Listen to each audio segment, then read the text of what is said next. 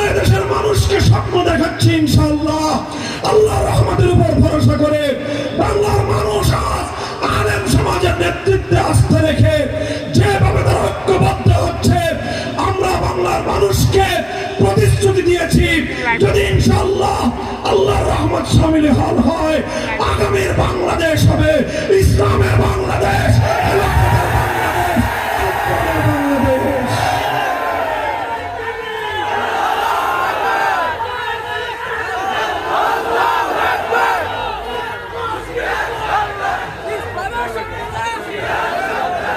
সাথে থাকবেন তো না খালি স্লোগান দিয়ে বাড়ি দিয়ে ঘুরবেন? হ্যাঁ আছেন তো ইনশাআল্লাহ? হ্যাঁ শুধু মুখের কথা দিয়ে বিপ্লব আসে না। বাংলা ভাষায় একটা কথা বলে মুখের কথা দিয়ে চিরা ভিজে না, চিরা ভিজে দিলে পানি লাগে। ঠিক তদ্রূপ বিপ্লব এমনি আসে না। বিপ্লবের জন্য প্রথমে ঘাম ঝরানো পরিশ্রম করতে হয়। পরিশ্রম শুধু হুজুররা করবে? হুজুররা তো আলহামদুলিল্লাহ আল্লাহর দ্বীনের জন্য উৎসর্গিত আছেই। সাধারণ মানুষ আগে বলে আমাদের সাথে জুড়তে হবে, ঘাম ঝরানো মেহনত করতে হবে। করবেন তো ইনশাআল্লাহ?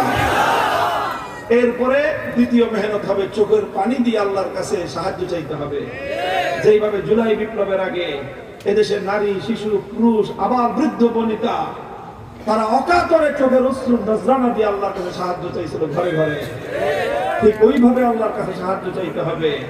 এরপরে ঘাম আর অশ্রু দিয়ে যখন এইভাবে একটা পরিবেশ তৈরি হবে, চূড়ান্ত পর্যায়ে শেষ ধাক্কা দেওয়ার জন্য একটা শহীদি ঈদগাহ লাগবে। কিসের ঈদগাহ?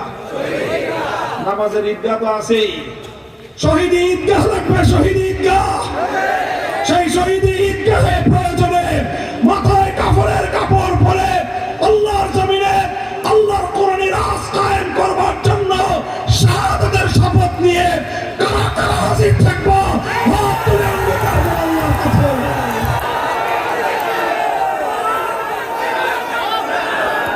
ইনশাআল্লাহ। তাই এগুলো শুধু কথার কথা, তাই শুধু কথার কথা না, শপথ, শপথ। এটা হলো 3 নম্বর কর্মসূচি।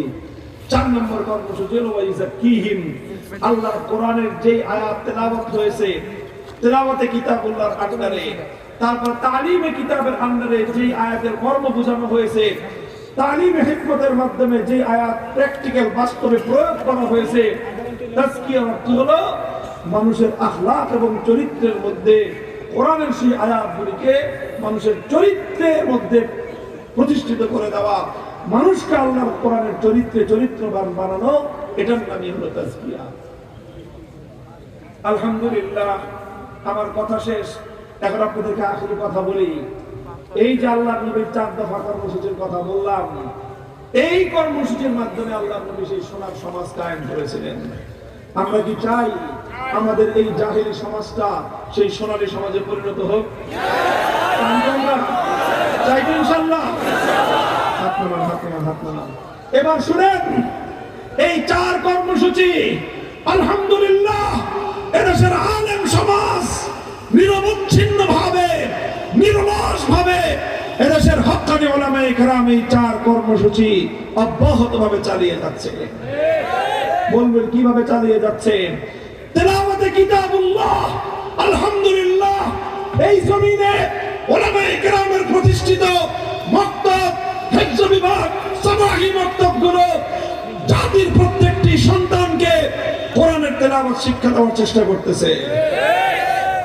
এদেশের মাদ্রাসাগুলো মুসলমানদের সন্তানদেরকে কোরআনের মর্ম শিক্ষা দেওয়ার জন্য 10 থেকে 12 বছরের শিক্ষা সিলেবাসের মাধ্যমে চেষ্টা করতেছে। তারপর আসে তালিমে হিকমত, দাওয়াতুল হকের মাধ্যমে উম্মতের এক ফরিক, এক দল উলামায়ে কেরাম নামাজ, রোজা, তারপরে উযু, আযান, ইকামতের এই বিষয়গুলোর প্র্যাকটিক্যাল তালিম দিচ্ছে। আরেক দল উলামায়ে কেরাম দাওয়াত এবং তাবলীগের মেহনতের নামে মানুষকে ঘর থেকে বের করে আল্লাহর রাস্তায় নিয়ে তাদেরকে সেখানে প্র্যাকটিক্যাল ভাবে আল্লাহর দ্বীনের তালিম, কোরআনের তালিম দিচ্ছে। আর কিছু বিষয় আছে যেগুলো দাওয়াতুল হকের লোকেরাও বলবে না, কিছু বিষয় আছে যেগুলো দাওয়াত এবং তাবলীগের ভাইরাও বলবে না, এমনকি কিছু আল্লাহর কোরআনের বিধান আছে, যেই বিধানগুলো বাস্তবায়ন করতে হলে সমাজ এবং রাষ্ট্রীয় শক্তির প্রয়োজন হয়।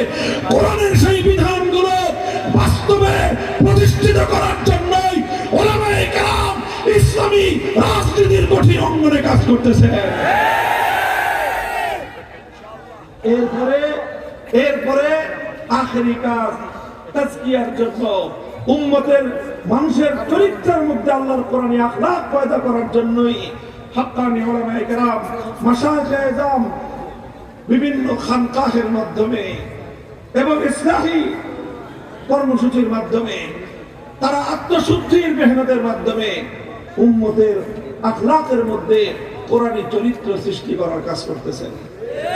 কাজে এই সবগুলি কর্মসূচি এক সূত্রে গাঁথা, এগুলোই হলো আল্লাহর নবীর বৈপ্লবিক কর্মসূচির বুনিয়াদ। কাজে মনে রাখতে হবে, এই কর্মসূচিগুলোর যে কোনো একটার যে বিরোধিতা করে, সে শুধু একটা কর্মসূচির বিরোধিতা করে না, সে আল্লাহর পয়গম্বরের আনিত ইসলামের পূর্ণাঙ্গ কর্মসূচির বিরোধিতা করে। যারা আল্লাহর কোরআনের বক্তব্যগুলোকে যারা বন্ধ করে দিতে চায়, কোরআনী শিক্ষার আওয়াজকে যারা স্তব্ধ করে দিতে চায়, তারা যেমন ইসলামের দুশমন। যারা কোরআনের শিক্ষা, মাদ্রাসা শিক্ষাকে সংকুচিত করতে চায়, তারাও ইসলামের দুশমন।